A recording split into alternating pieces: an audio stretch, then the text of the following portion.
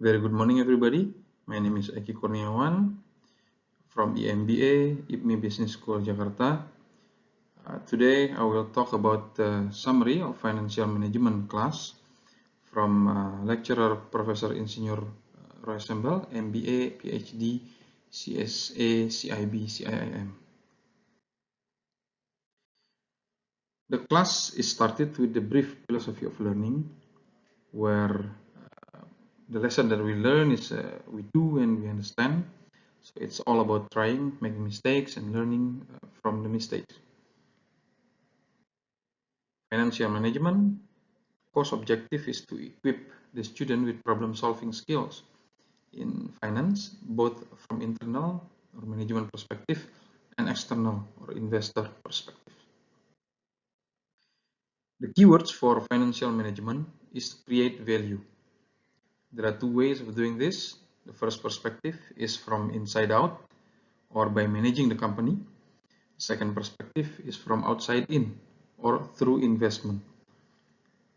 Managing the company can be done by considering the following principles, which is the business essentials. We'll dig more about that. Value creation, as well as capital budgeting method.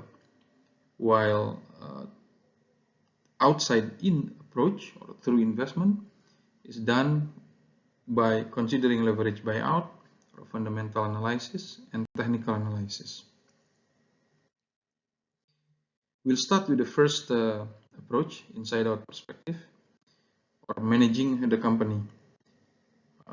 The value is created by first offering the product or service to customer that produce positive return, and then the value must then be preserved from inefficiency and poor management, and then it then be realized to provide the return to the shareholder. Value creation can be explained through several concepts. First one being the four cornerstones of corporate finance. Core of value. Value is driven by returns of capital, growth, and cash flow. Conservation of value principle, which mentioned that we can create value by rearranging claims on cash flows.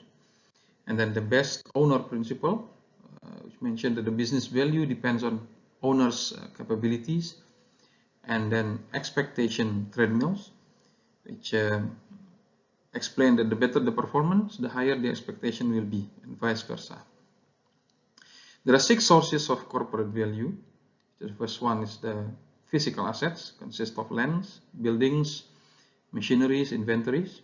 And then financial assets, which is cash, receivables, investment, sources of debt and equity.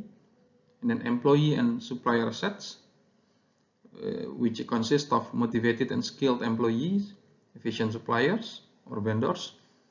And then customer assets, which consist of customer relations, distribution channels.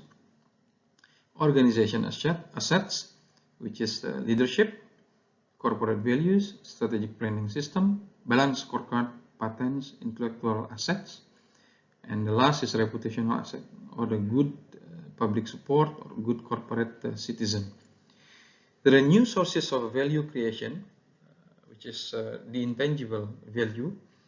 The first one being intellectual property, and then human capital, and then brand or reputation, recognition, the network coverage, and also the public support, or for the brand reputation.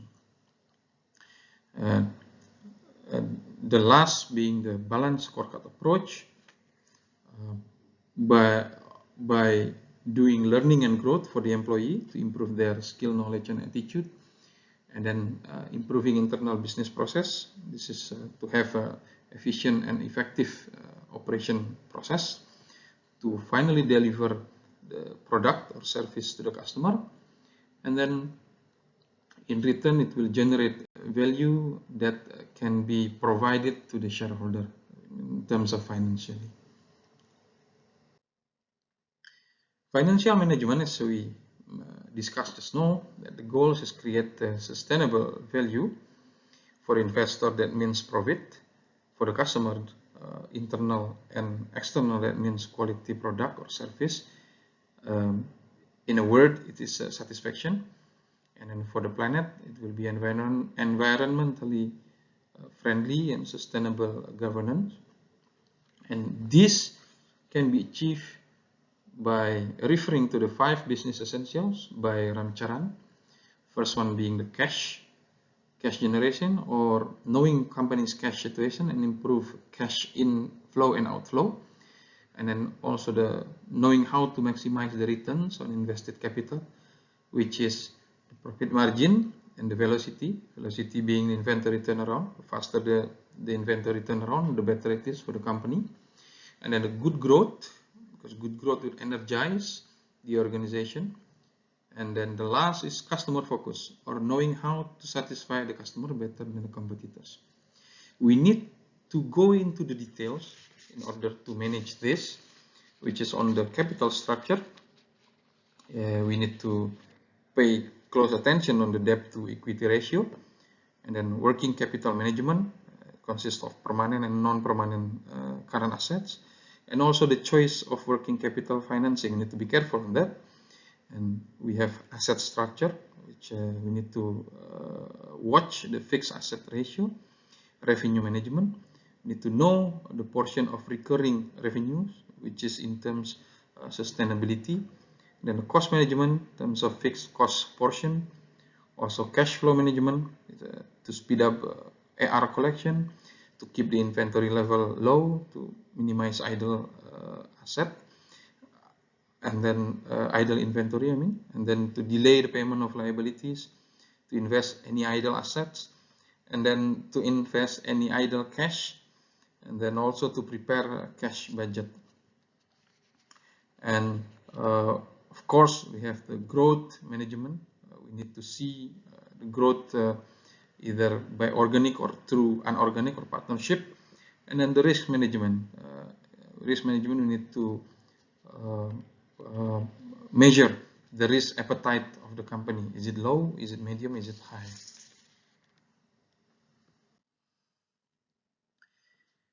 In managing the company, there are 2 points of view. The first point of view is the investor point of view, which has their own interest, and then also the management point of view, which have their own interests.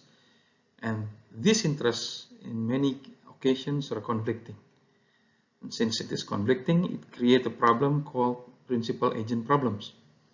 The principal and agent problem due to conflicting interests of the parties involved in the companies, and also due to the asymmetrical information where the investor may not have the same access to everyday information as the management are, and also on the moral hazard or the ethical behavior which might happen on the side of the management.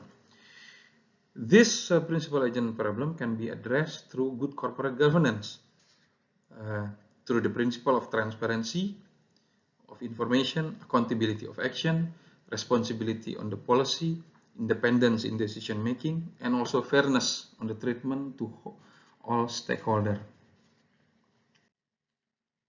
Asset and liabilities management can be divided into 2 main ways. The first one being capital budgeting on the investment, where we have to consider net present value of the product, and then profitability index of the company, and then also internal rate of return and the payback period, and in short, it's the time value of money, whether present value or the future value of money.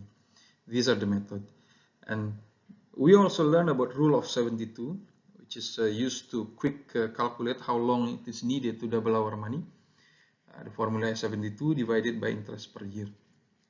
And then the second point is the capital structure or financing to provide fund for the company. So this is done through long-term sources of fund, can be debt, preferred, or shareholders' equity. And also we learn about Modigliani and Miller model, where in ideal situation, the principle is the debt as leverage is optimal. The optimal structure is 100% debt in ideal situation. But we also learn that in the real world, firms must balance the costs and benefits of the debt to the optimal mix. Financial shenanigans delivered by Howard Schillit on the book is that the effort to hide or to cover up any information or to provide the false image, false impression on the financial report of a company.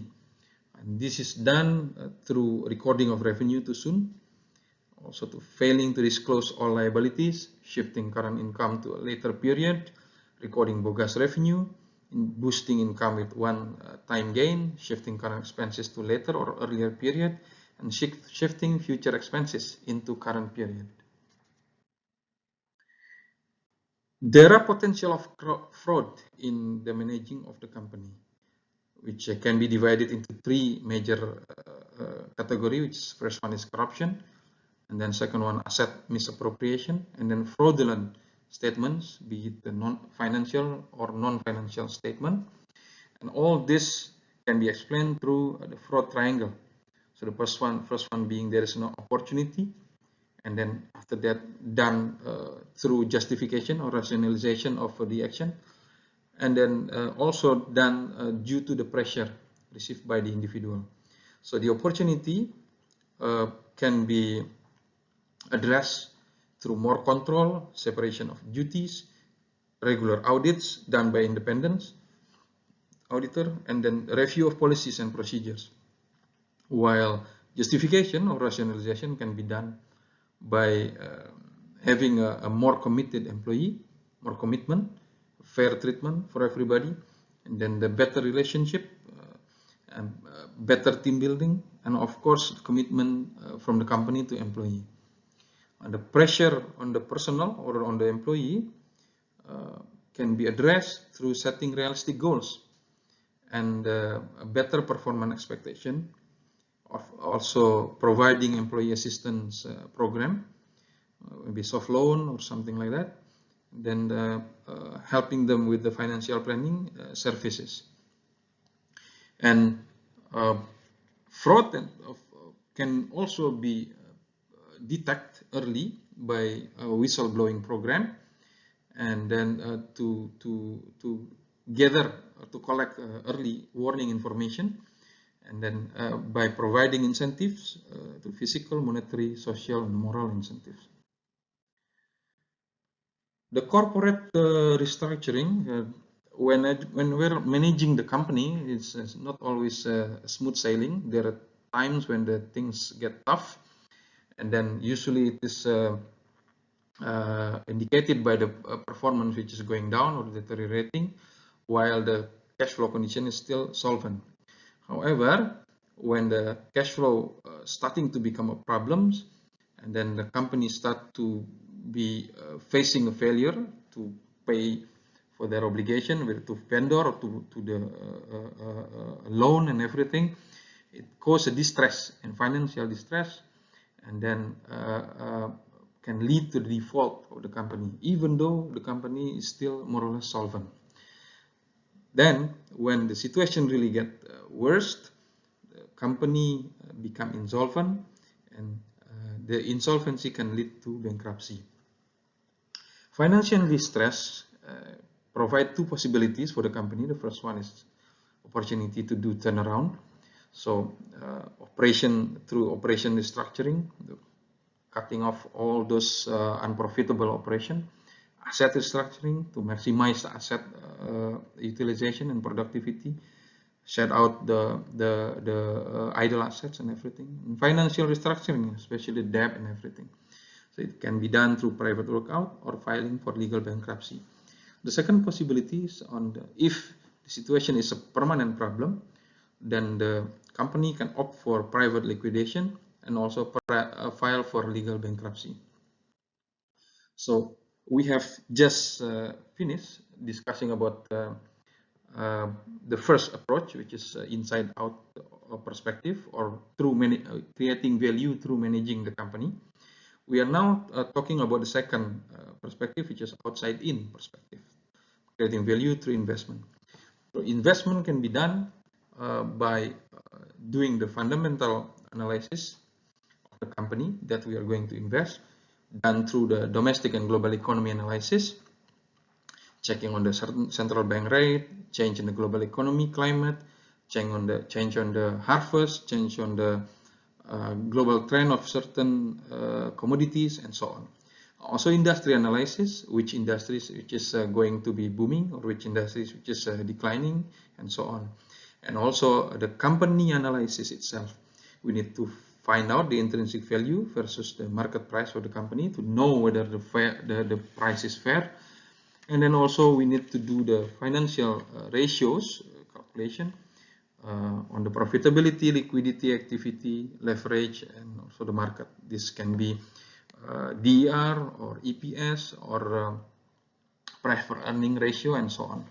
And then at the end we can do DuPont analysis to compare the return on equity of that company in relative to the market or to the competitors. And then the second one, we should on the financial on the share investment or stock market, we can do technical analysis if it is investing in the stock market through finding trading patterns and then predicting the future trends of certain stocks or securities.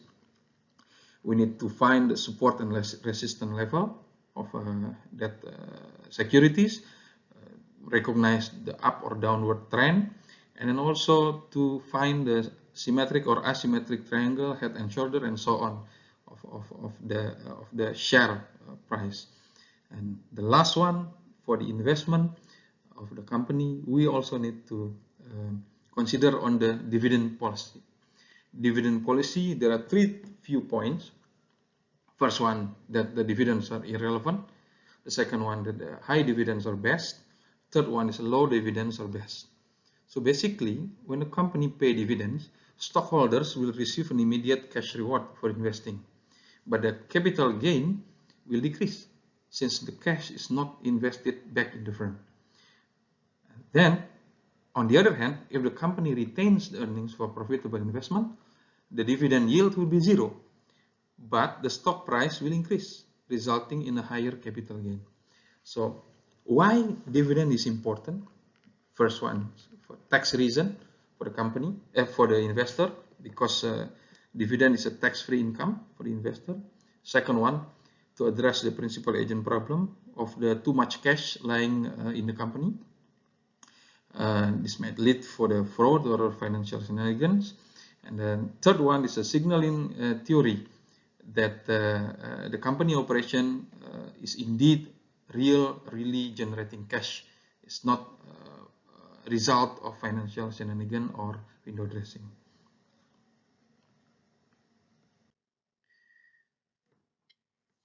There are three concepts that is constantly being used on analyzing the fluctuation or the return on the stock or securities. First one being beta. Beta is a measure of volatility or systemic risk of a security or portfolio compared to the whole market. So the whole market beta is 1. If the company's beta is less than 1, that means it is less volatile compared to the market volatility. But if the company's beta is bigger than 1 or more than 1, that means the share is more volatile compared to the market index. If the company's beta equal to 1, then it will move along in line with the market index volatility.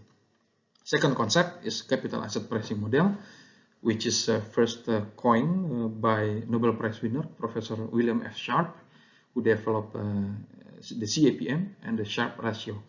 CIPM is actually a model that describes the relationship between the expected return and the risk of investing in a security. It shows the expected return on security, which is equal to risk-free return plus a risk premium, which is based on the beta of the security. Third concept being weighted average cost of capital. This is actually the typical of the interest rate that the business anticipates paying to finance its assets. So when the WACC is higher, that means the investor will likely to fork out more money to get the profit, the return. Therefore, they will expect much higher return on the stocks with higher WACC.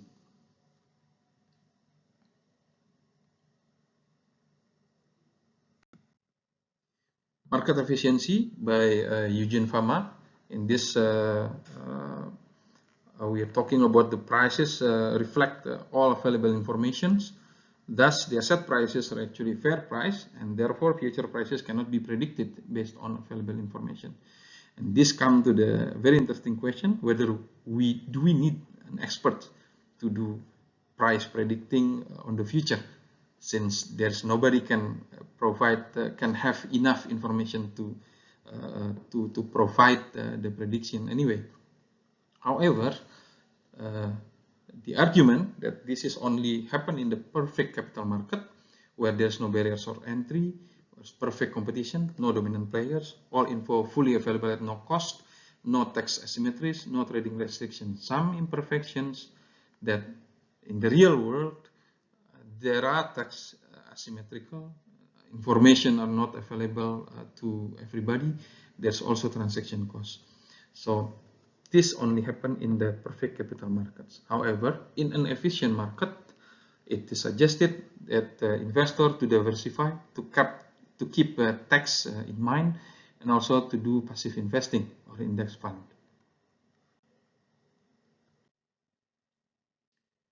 So that is all.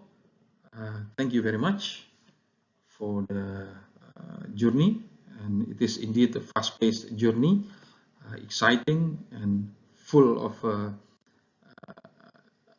intellectual enrichment, and we also feel sometimes that we are always several steps behind, but we need to play catch up, and it is a very interesting journey to do for us in learning about financial management. So thank you again, thank you for watching, thank you for your attention. Goodbye.